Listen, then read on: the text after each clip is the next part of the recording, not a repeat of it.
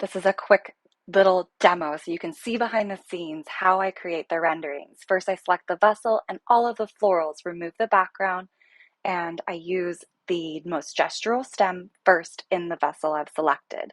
You can easily duplicate that by clicking on the floral and using the plus sign on Canva to duplicate your element once you have one.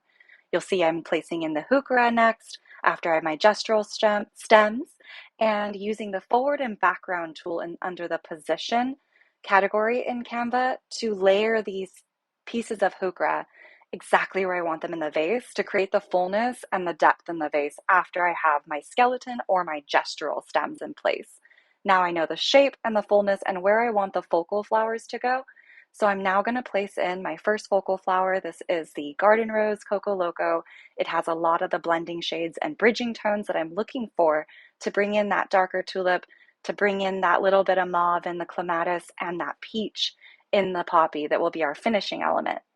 You see I remove the background and then select the florals I want. By also removing the background, you'll be having an option there to edit parts of that floral object out.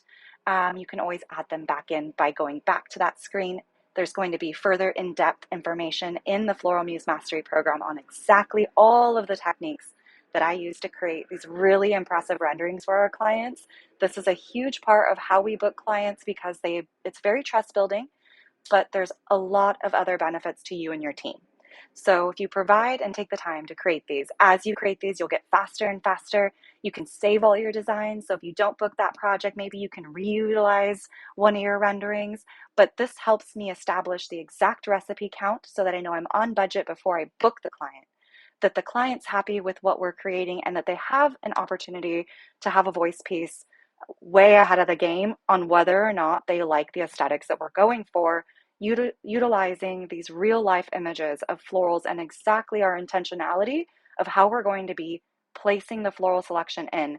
This provides so much opportunity for dialogue between you and your clients, clarity and trust. Not only does it offer a lot of guidance to your team when you actually go to create. So you now have the recipe, you have the picture.